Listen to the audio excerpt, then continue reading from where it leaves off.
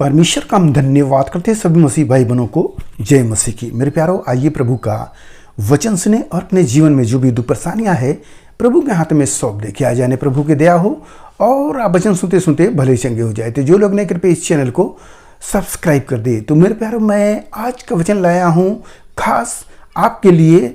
यदि आप यीशु मसीह की भक्ति करते हैं तो इस वचन को सुने, क्योंकि भक्ति करने में आदमी थोड़ा सा भी इधर उधर हो जाता है तो दंड उसके ऊपर आ जाता है और वह समझ नहीं पाता है कि सचमुच मेरे ऊपर क्यों ऐसी समस्या बार बार आ रही है। तो आज का वचन उसके लिए होगा। उसे आप सुने इस वचन को और प्रभु का आशीष मिलेगा। यहाँ पर लूका की किताब अध्याय 21 और वचन 34, इसलिए सावधान रहो, ऐसा न हो कि तुम्हारा मन खुमार और मतवालेपन और इस जीवन की चिंताओं से सुस्त हो जाए और वह दिन तुम पर फंदे के समान अचानक आ पड़े। हालेलुया। प्रभु ने बता दिया कि तमाम जो इंसान कार्य करते हैं अनुचित, तुम वह न करना। जैसे कि मतवालापन, शराब पीना, नशे की आदत करना या संसार की चिंता कर लेना अपने बारे में कि मेरा परिवार क्या होगा, मेरा जीवन का क्या होगा। इन सब बातों से आप चिंतित हो जाते हो। तो उस बात में प्रभु कह रहे हैं कि सावधान रहो, सावधान रहो। मेरे प्यारो, प्रभु आपको सावधान कर रहे हैं। इंसान यदि इन सब चिंताओं को ले ले, अपने चंगाई को ले ले कि मेरा बीमारी अभी तक ठीक नहीं हुआ, इन सब बातों को अगर ले ले, अपने बारे में ज़्यादा सोचने लगे, तो वह यीशु मसीह की भक्ति करने में गड़बड़ा जाएगा, वो बहक जाएगा, वो नहीं कर पाएगा।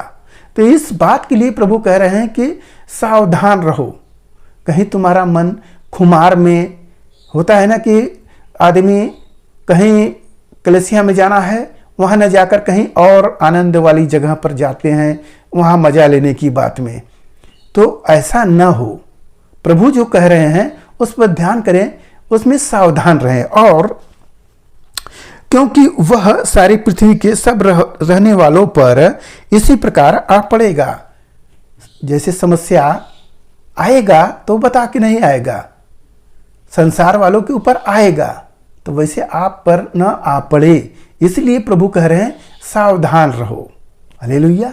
मेरे प्यारो, प्रभु आपको बचाना चाहते हैं और आपको बार बार वचनों के द्वारा आपको आगाह कर रहे हैं कि जब भक्ति करते हो तो भक्ति अच्छी करो। ऐसा ना हो कि संसार की चिंताएं और मतवालापन और नशे की आदत, इन सब बातों में तुम उलझ कर भक्ति कहीं व्यर्थ न हो जाए। इसलिए प्रभु कह रहे हैं सावधान रहो और इसलिए जागते रहो और हर समय प्रार्थना करते रहो कि तुम इन सब आने वाली घटनाओं से बचने और मनुष्य के पुत्र के सामने खड़े होने के योग्य बन सको। हालेलुया। प्रभु का वचन आपको दिया गया तो हमेशा प्रभु कह रहे हैं हर समय प्रार्थना करते रहो।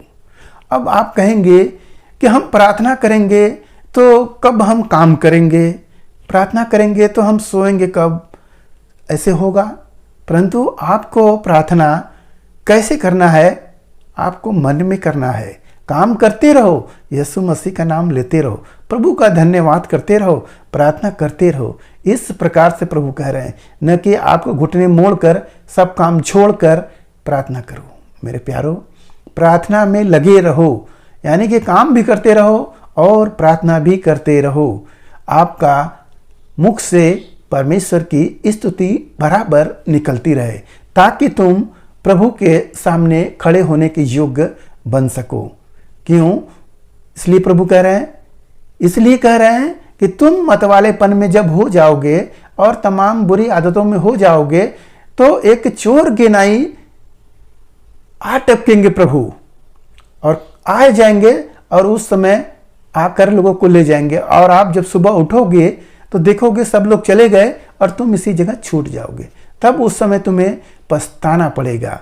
मेरे प्यारो, इसलिए प्रभु कह रहे हैं चौकस रहो, सावधान रहो कि वह विपत्ति तुम पर न आ पड़े।